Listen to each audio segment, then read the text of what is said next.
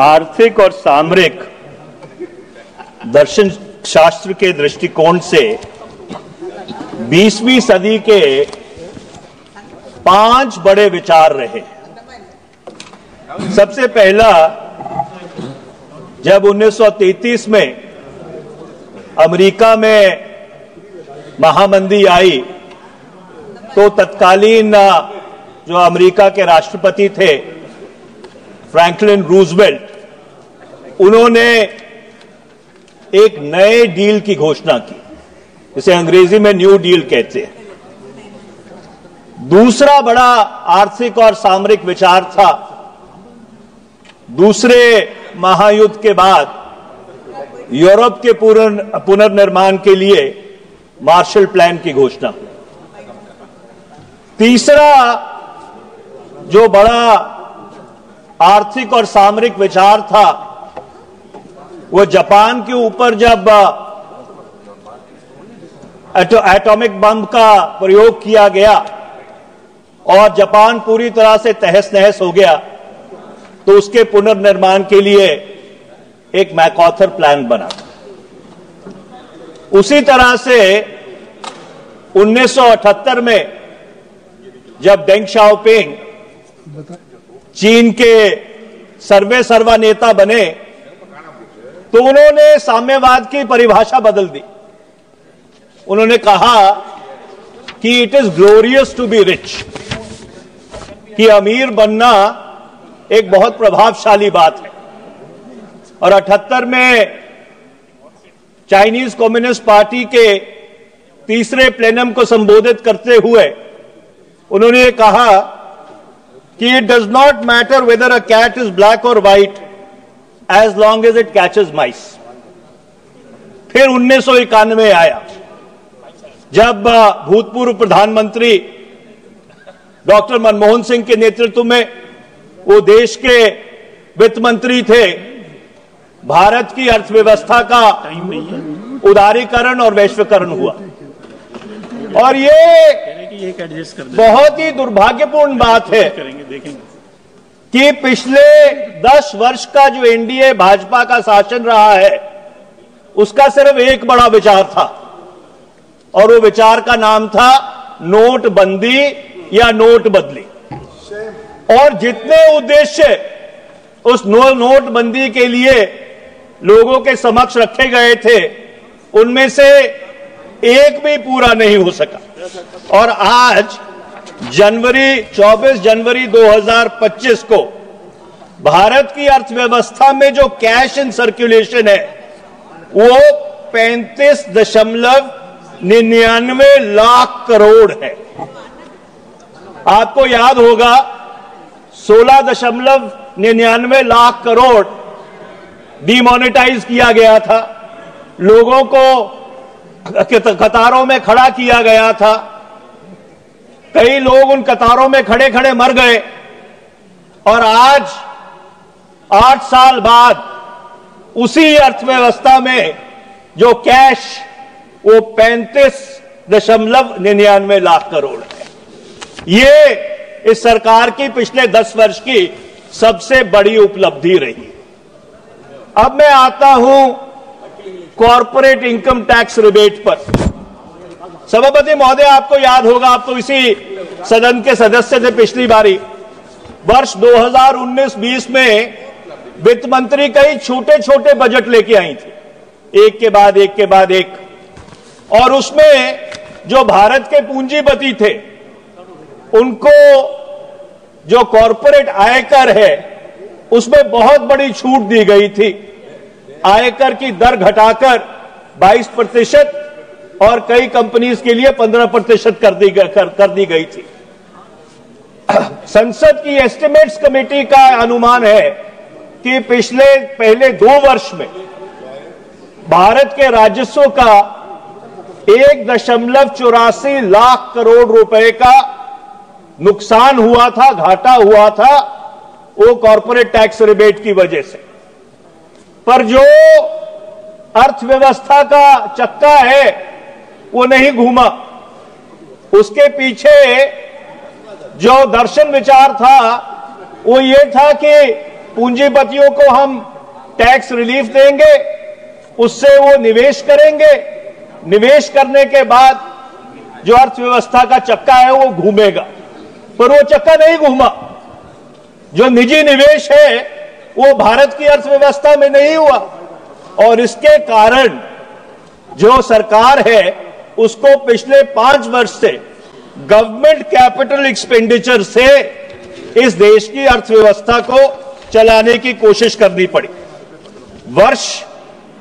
वित्तीय वर्ष 22-23 में 35% गवर्नमेंट कैपिटल एक्सपेंडिचर बढ़ाया गया, 5.54 लाख करोड़ का। वर्ष 23 में 35% फिर बढ़ाया गया, 7.5 लाख करोड़। वर्ष 24 में फिर बढ़ाया गया 37.4%, 10 लाख करोड़। वर्ष 25 में 11.1% फिर बढ़ाया गया, 11.11 लाख करोड़। और आपके वर्ष 26 में अनुमान है कि इसको 11.21 लाख करोड़ किया जाएगा। पर दुर्भाग्यपूर्ण बात यह है, जो गवर्नमेंट का कैपिटल एक्सपेंडिचर का लक्ष्य था पिछले वर्ष, वो सिर्फ 92% पूरा हो सका, सिर्फ 10.18 लाख करोड़ रुपया लगा। इसलिए हर अर्थशास्त्री ने उस समय एक ही बात कही थी कि आप ये पूंजीपतियों को पैसा मत दीजिए, आप भारत की जनता के जेब में पैसा डालिए। पर सरकार के कान के ऊपर जू नहीं रहेंगी, और 5 साल वो तजर्बा विफल होने के बाद, पूरी तरह से धराशायी होने के बाद, इस बारी इन्होंने ऐलान किया कि हम जो आयकर दाता हैं उनको आयकर में रियायत देंगे। तो देर आए दुरुस्त आए। हमें उम्मीद है कि जो ये जो आयकर उपभोक्ता है उनको जो रियायत दी गई है, जो 5 साल से भारत की अर्थव्यवस्था का चक्का बिल्कुल पूरी तरह से जाम पड़ा था, वो दोबारा शायद चलना शुरू हो जाए। और ये इसलिए जरूरी है क्योंकि दूसरी तिमाही में जो भारत की अर्थव्यवस्था है वो सिर्फ 5.4% से बढ़ी थी, और तीसरी तिमाही के जो आंकड़े हैं वो आंकड़े अभी तक सार्वजनिक नहीं हुए। अब मैं कुछ मैक्रो इकोनॉमिक नंबर्स पे आता हूं। रिवाइज्ड एस्टिमेट्स के अनुसार सभापति महोदय, जो वित्तीय घाटा था वर्ष 24-25 का, वो 15,59,527 करोड़ था। जो रिवाइज्ड एस्टिमेट है वर्ष 25-26 के, उसके अनुसार जो वित्तीय घाटा है वो 15,68,936 करोड़ रुपया है। इसका क्या मायना है कि जो फिस्कल डेफिसिट है, जो वित्तीय घाटा है, वो सिर्फ 591 करोड़ रुपए से कम हुआ है। और जब आप इस वित्तीय घाटे को गवर्नमेंट के बोरोइंग्स के संदर्भ में देखते हैं, तो वर्ष 24-25 के जो रिवाइज्ड एस्टिमेट है उसके अनुसार सरकार ने 11,62,678 करोड़ रुपया मार्केट से ऋण उठाया था अपना खर्चा चलाने के लिए। वर्ष 2025-26 में ये जो ऋण सरकार उठाएगी, जिसे गवर्नमेंट मार्केट बोरोइंग्स कहते हैं अंग्रेजी में, वो 11,53,834 करोड़ रुपया होगा। कहने का तात्पर्य है कि गवर्नमेंट की जो बोरोइंग है मार्केट से, वो सिर्फ 8,844 करोड़ रुपए से कम हुई है। अब एक बहुत बुनियादी सवाल उत्पन्न होता है, आपने आयकर दाताओं को तो आयकर में छूट दे दी, पर अगर सरकार मार्केट से इतना पैसा उठाएगी और खपत अगर बढ़ भी गई, तो जो पूंजीपति हैं वो निवेश करने के लिए कहां से पैसा लेके आएंगे? क्योंकि आपने प्राइवेट इन्वेस्टमेंट को तो क्राउड इन कर दिया है, अगर सारा ही पैसा मार्केट से सरकार उठाएगी तो जो निजी निवेशक है उसके पास पैसा कहां से आएगा? और इस सवाल का आज तक सरकार की तरफ से स्पष्टीकरण नहीं आया है। अब मैं आगे आता हूं। टैक्सेस और इनकम, जो रिवाइज्ड एस्टिमेट्स हैं 2024-25 के, उसमें यह कहा गया था कि सरकार के पास टैक्सेस और इनकम 12,57,000 करोड़ रुपए आए हैं। जो बजट एस्टिमेट्स हैं 25-26 के, उसके हिसाब से ये जो टैक्सेस और इनकम है ये 14,38,000 करोड़ रुपए होंगे। आपने 1 लाख करोड़ की तो रिवायतें दे दी क्योंकि आपको लगता था कि उससे चुनावी फायदा होगा। अब मुझे एक बात बताइए सभापति महोदय, और आपके माध्यम से मैं सरकार से पूछना चाहता हूं, दुर्भाग्यपूर्ण बात है कि वित्त मंत्री यहां पे नहीं है, कि ये जो 1,81,000 करोड़ रुपया है, वित्त राज्य मंत्री जी हैं और आपकी बात को सहमत कर रहे हैं। ऐसा है सभापति महोदय, इस सदन की परंपरा रही है, जब बजट का डिबेट होता है तो वित्त मंत्री सदन में बैठते हैं। मैं जितने साल इस सदन का सदस्य रहा हूं, मैंने कभी ऐसा नहीं देखा कि वित्त मंत्री आपके सदन में मौजूद ना हो जब बजट के ऊपर डिस्कशन हो रहा हो। तो आप दोबारा स्पष्टीकरण मत दीजिए कि वित्त राज्य मंत्री बैठे हैं। मैं भी उनको जानता हूं, मैंने देखा है उनको बैठे हुए, पर ये सदन की परंपरा के बिल्कुल अनुकूल नहीं है। वो राज्यसभा ये गलत है राज्यसभा में। अच्छा, मैं आगे चलता हूं। अब मुझे आप एक बात बताइए निशिकांत जी, आप बैठे रहिए। मानवीय जी, I am not yielding, please sit down. I am not yielding. चलिए आप कर लिया। तो सभापति महोदय, मैं एक बात पूछना चाहता हूं कि 1 लाख करोड़ रुपया, अरे निशिकांत जी चुप करके बैठिए, 1 लाख करोड़ रुपए की आपने रिवायत दे दी। अब मुझे आप एक बात बताइए कि 1,81,000 करोड़ रुपए, आई एम नॉट यील्डिंग,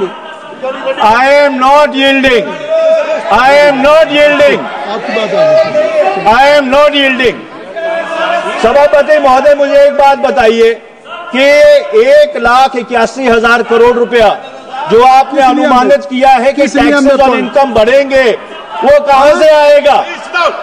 सभापति महोदय इधर देखिए, सभापति महोदय इधर देखिए, उनको बिठाइए। एक मिनट, नियमों में व्यवस्था प्रश्न मांगा है। मैं चेयर दे रहा हूँ। Article 75 constitution of India. एक मिनट बैठ जाए, एक मिनट। हाँ बताइए। आर्टिकल 75 कॉन्स्टिट्यूशन ऑफ इंडिया वो ये कहता है कि काउंसिल ऑफ मिनिस्टर जो है वो सभी चीज का जिम्मेवार है। बार बार ये अपोजिशन हमारे वित्त मंत्री के ऊपर जो क्वेश्चन उठा रहा है वो खुद वकील है, वो गलत बयानी कर रहे हैं सर। उनको कहिए कि इस तरह की बातें नहीं कहें। सभापति महोदय, शायद हमारे मित्र निशिकांत दुबे जी इस बात को तो मानेंगे कि मैंने संविधान शायद थोड़ा सा उनसे ज्यादा पढ़ा हुआ है। मैंने परंपरा की बात की थी, मैंने संविधान की बात नहीं की थी। तो मैं आपसे ये आपके समक्ष ये बात रख रहा था कि वित्तीय वर्ष 24-25 में सरकार ये कहती है कि उनके पास जो राजस्व आया, टैक्सेस और इनकम, 12,57,000 करोड़ रुपए आया। उनका अनुमान है कि 25-26 में ये 14,38,000 करोड़ रुपए आएगा। आपने 1 लाख करोड़ रुपए की तो करदाताओं को रियायत दे दी। अब मुझे आप एक बात बताइए, और मैं आपके माध्यम से सरकार से पूछना चाहता हूं, ये 1,81,000 करोड़ रुपया कहां से आएगा? इसका कोई जस्टिफिकेशन नहीं, इसका कोई स्पष्टीकरण नहीं है, इसका कोई अनुमोदन नहीं है बजट में कि 1,81,000 करोड़ रुपया कहां से आएगा। अब मैं वित्तीय घाटे पे आता हूं। सरकार ने बहुत ही चतुराई से, बहुत ही अद्भुत तरीके से इस बारी में जो फिस्कल डेफिसिट के वित्तीय घाटे के मापदंड है वो बदल दिए। एब्सोल्यूट फिस्कल टारगेट से इन्होंने डेट टू जीडीपी रेशो पे आ गए। पर मैं आपसे ये पूछना चाहता हूं कि 31 मार्च 2014 को इस भारत सरकार के ऊपर 55,87,149.33 करोड़ रुपए का कर्जा था। 31 मार्च 2026 को वो कर्जा बढ़कर 196,772.62 करोड़ हो जाएगा। इसका मतलब ये है कि पिछले 10 साल में इन्होंने 140,91,623.33 करोड़ रुपए का कर्जा भारत के सर के ऊपर लाद दिया है। वो कर्जा कौन चुकता करेगा? जो आने वाली हमारी पीढ़ियां हैं, आने वाली पीढ़ियों के ऊपर you have created an intergenerational debt by putting this burden on the coming generations that they will have to service the debt which is being created by this government। 200 lakh crore रुपया या 196 लाख करोड़ रुपया कम कर्जा नहीं होता। अब मैं कृषि पे आ जाता हूं। अध्यक्ष महोदय, सभापति महोदय, ये सरकार ने कहा कि 2017 से 22 तक, मेरे को आप 2-3 मिनट और देंगे और मैं कंक्लूड करूंगा। 2017 से 22 तक भारत का जो कृषि क्षेत्र है वो 5% से बढ़ा। 22-23 में उसकी वृद्धि दर गिर के 1.4% हो गई। पर आप विडंबना देखिए, आप विरोधाभास देखिए कि मनरेगा का बजट 2013-14 में 33,000 करोड़ था, 25-26 में 86,000 करोड़ हो गया। मनरेगा के परसेंटेज 2013-14 में 220.22 करोड़ परसेंटेज थे और 2023-24 में बढ़कर ये 3.8 करोड़ परसेंटेज हो गए। अब मैं ये आपसे पूछना चाहता हूं सभापति महोदय, आपके माध्यम से सरकार से पूछना चाहता हूं, अगर भारत का कृषि क्षेत्र 5% से बढ़ रहा था तो फिर ये मनरेगा बजट तिगुना कैसे हो गया? मनरेगा के परसेंटेज दुगने कैसे हो गए? इसका यह मतलब है कि भारत के कृषि क्षेत्र में एक बहुत बड़ा संकट है, जिसके कारण लोग मिनिमम वेज, जिसे डीसी रेट कहते हैं, उस डीसी रेट के ऊपर काम करने के लिए तैयार है। इससे यह साफ जाहिर होता है कि जो सरकार के आंकड़े हैं वो सरकार के आंकड़े सही नहीं है। मैं अपनी पेनल्टीमेट बात यह कहता हूं, किसी भी अर्थव्यवस्था के 5 मूलभूत आधार होते हैं: बचत, खपत, निवेश, उत्पादन और रोजगार। अब मैं आपको एक तुलनात्मक आंकड़े देता हूं। जो सेविंग्स टू जीडीपी रेशियो है 2013-14 में 34% था, जब ये पॉलिसी पैरालिसिस की बात करते थे कि यूपीए सरकार को लकवा मार गया। 2023-24 में कितना है? 31%। जो प्राइवेट फाइनेंशियल कंजम्पशन एक्सपेंडिचर है 2011-12 की प्राइसेस में 2-3 मिनट और लूंगा, 2013-14 में ये 60% था। 2024-25 में जो फर्स्ट एडवांस एस्टिमेट्स है वो 56.3% है। इन्वेस्टमेंट टू जीडीपी रेशियो 2013-14 में 33.8% था, 2023-24 में गिरकर 29.6% रह गया है। Share of manufacturing in GDP, सरकार ने कहा था कि 25% जीडीपी में उत्पादन का शेयर होगा 2022 तक। 2023-24 में वो जो शेयर है वो मात्र 15.8% है। और बेरोजगारी की दर, सभापति महोदय, तो थोड़ा सा समय दीजिए क्योंकि आंकड़े जरूरी है। 2014 में 5.44% थी, 2024 में ये एवरेज 8 या 9% है ऑन एन एवरेज। मैं आखिर में एक बात कहना चाहता हूं कि इस बजट में आम आदमी तो पूरी तरह से पिस गया। 803 रुपए का गैस का सिलेंडर, 94 रुपए 70 पैसे लीटर पेट्रोल, 87 रुपए 67 पैसे डीजल, 165 रुपए का सरसों का तेल, 55 रुपए किलो आटा, 60 रुपए लीटर दूध और रुपया जो कहते थे कि प्रधानमंत्री की उम्र से ज्यादा रुपया बढ़ रहा है। जब यूपीए की सरकार थी 26 मई 2014 को 58 रुपए 58 पैसे का डॉलर था। 7 फरवरी 2025 को यह डॉलर 87 रुपए और 47 पैसे का है। और मैं कोई प्रधानमंत्री जी की उम्र के ऊपर टिप्पणी नहीं करना चाहता। मेरी आखिरी बात सुन लीजिए, सभापति महोदय जी। there was one big idea, और मैं अंग्रेजी में बोलता हूं, there was one big idea in the economic survey, and that one big idea was that the chief economic advisor told the government that they need to get out of the way of the people. They need to change the manner in which they govern the country, and they need to re-engineer it from you are innocent until proven guilty, rather than what they have been doing in the past 10 years, कि आप गुनहगार हो जब तक आप अपना गुनाह साबित नहीं कर सकते। और वो बड़ा ख्याल इस बजट में बिल्कुल पूरी तरह से